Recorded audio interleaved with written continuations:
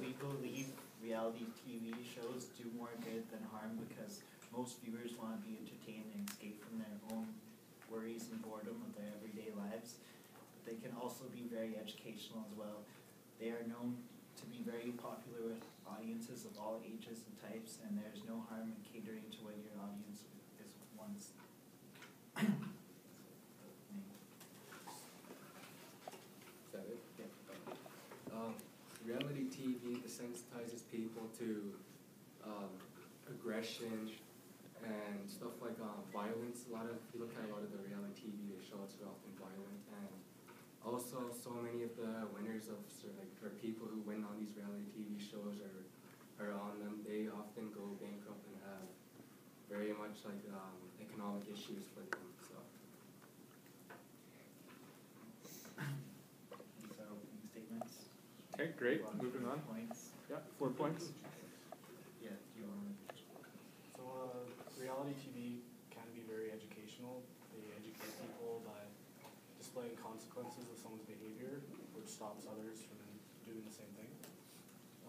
Britain is believed to have had as many as 176 reality TV shows in a single year. Such supply can only be driven by that much demand. And second point, Jamie Oliver's reality show, Jamie's Kitchen, offered jobless young students the chance to train and lead a nationwide campaign to improve the quality of school meals.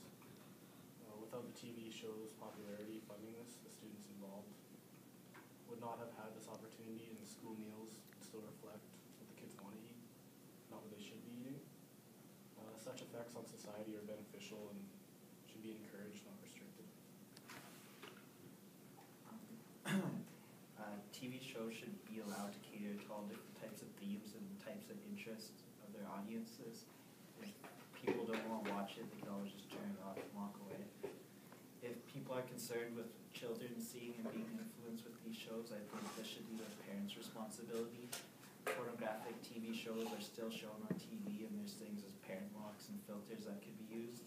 Also, shows that are considered to be offensive at times when younger aren't shown at times that young viewers are typically allowed to watch TV. The FCC and the CRTC both practice the safe harbor system, which is a time period between 10 p.m. and 6 a.m. Local time. During this time period, a station may air indecent or profane material. In contrast, there's no safe harbor, or there's no safe harbor rules against what is obscene material. Obscene material is entitled to the First Amendment and may not be broadcast at any time. Most viewers want to be entertained, want to escape from reality and the worries and boredoms of their own everyday lives. This is obvious with what he said, with how popular they are in Britain and how many people watch them. And in America, people spend 1/3 of their free time watching television, and about 68% of that is spent watching reality TV shows. Such a supply can only be driven by existence. Okay, you guys are done? Okay. Over to the other side. When people usually watch reality TV, they think, well, this must be how life really is. Like, for example, Keeping Up with the Kardashians. Not everyone lives the way they do, and, let's say, young teenage girls kind of want to live how they live, want to, act how they act. It's not exactly the best influence. And I mean, not everyone can end up being as rich as they are, as, let's say, something, I don't really call them actors, but I mean, as popular as they are.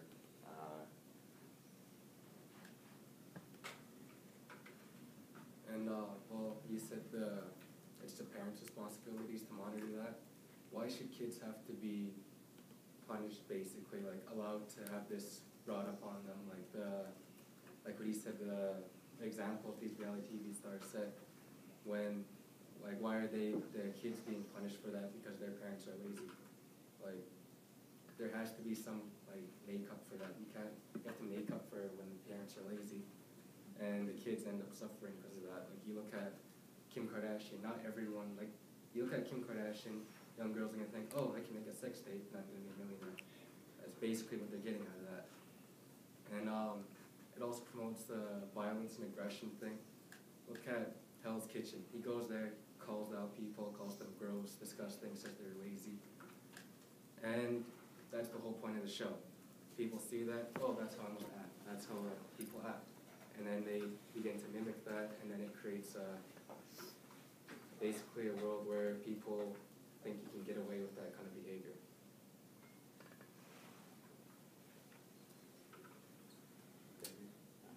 Alright, I'll keep going.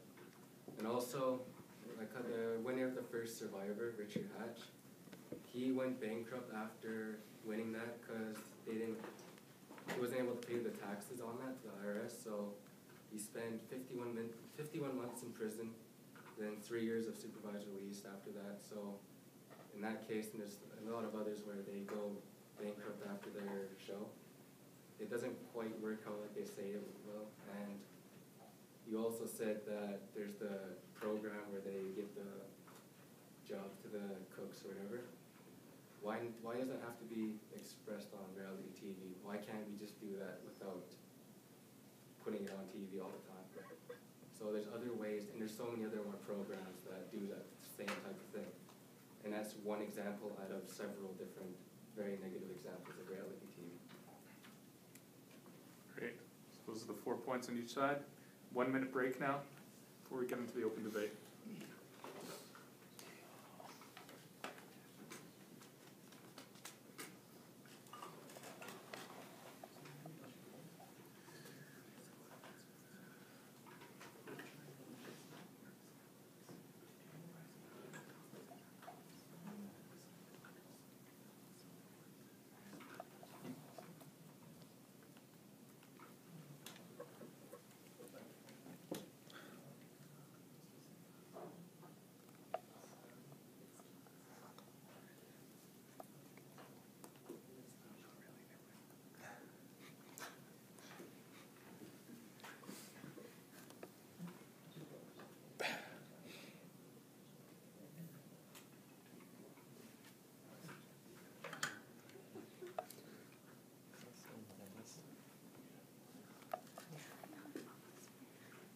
That's time. All right. Open debate when someone puts up their hand. Okay, go ahead. You were saying about the Kardashians, and I'll admit that TV show is pretty stupid, but reality TV provides a wide mixture of different programs, and you should be able to know if you want to watch that, you can change the channel. And lots of people actually do enjoy that show, and you shouldn't take it away their favorite show just because it may not be appropriate for kids.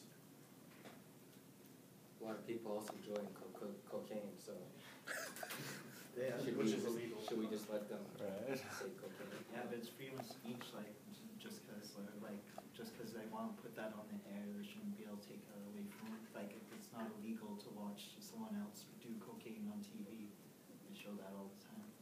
And that's real, to show people that that's actually prominent out there. And, like, can show, like, that people who know things, like, know how to act in public, can usually watch the Kardashians and see what's flawed in their behavior and stuff. And then you could, like, also watch that and look back on, like, maybe I was acting like a Kardashian today. I should improve on my behavior. It's so obvious when you can see that, like, millions of people can see that, like, I'm acting stupid and stuff like that. Well, you mentioned that there's a wide variety of shows. Like, yeah, there's other things such as The Voice. I don't know if this does it around, but American Idol, stuff like that. Winners of those such shows really don't keep their fame for a really long time, depending on,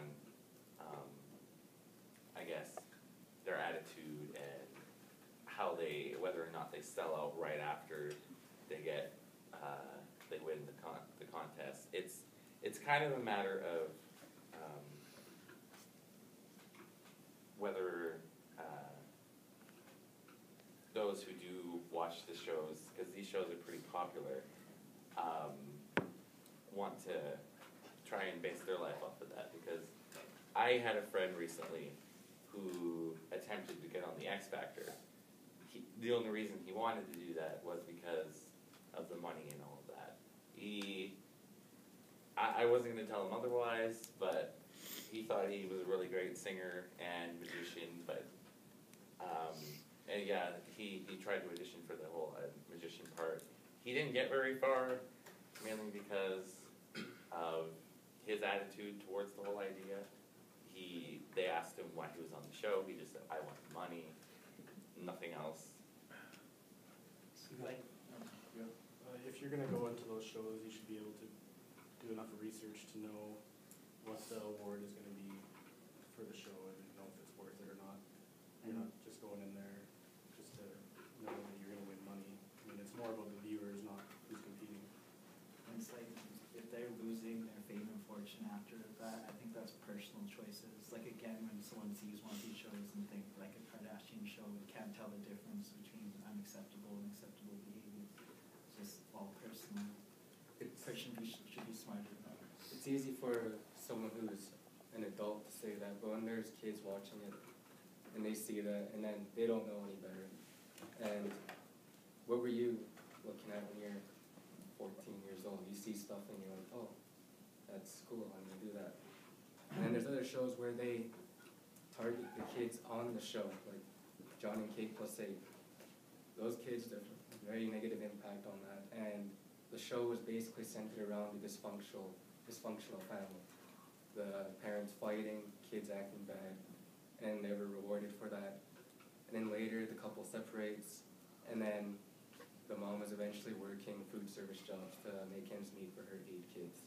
You can like see like if you watch like a show like Teen Mom or something like that's like we'll say that's like directed at an audience of teens or whatever, but then they can see that having a kid isn't a great idea. Those people struggle on those shows to maintain normal lives and overcome the problems that they make for themselves. But isn't there much better ways to steer kids away from that than glorifying and humiliating a young girl on TV for that? It's already like people won't watch it, so Why can't we, why does it have to be a problem in the first place? Why can't we put other stuff out there? Replace it with that instead of humiliating a 16-year-old pregnant girl. The TV shows are pretty much just like pretty effective experiments, allowing like the viewers to study the people on the shows and the societies from the comfort of their own homes. And like humans are always interested in other humans, so you just see how they're people just like you are faced with those situations and how you can change That's time. your Great open debates. 1 minute break before closing statements in the same order of opening statements.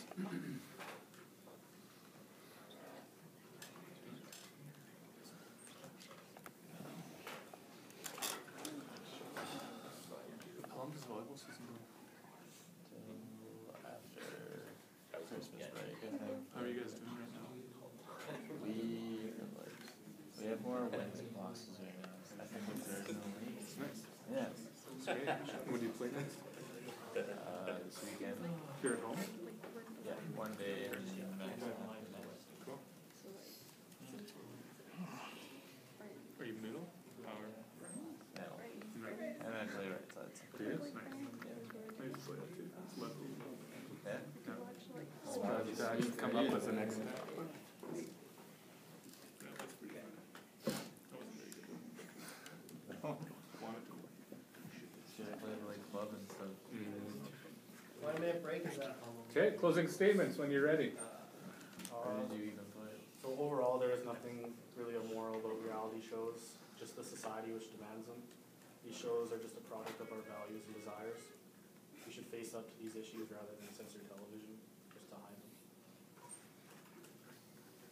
And then our closing statement is reality TV is very negative because why should we force feed kids the idea that they can get wealthy off of or live in this way of drunken episodes and constant sexual acts with random people or violence and aggression, and then why should we also be humiliating young girls on TV and people, average people, so that we're setting up a very negative message to young viewers. Great work, you guys.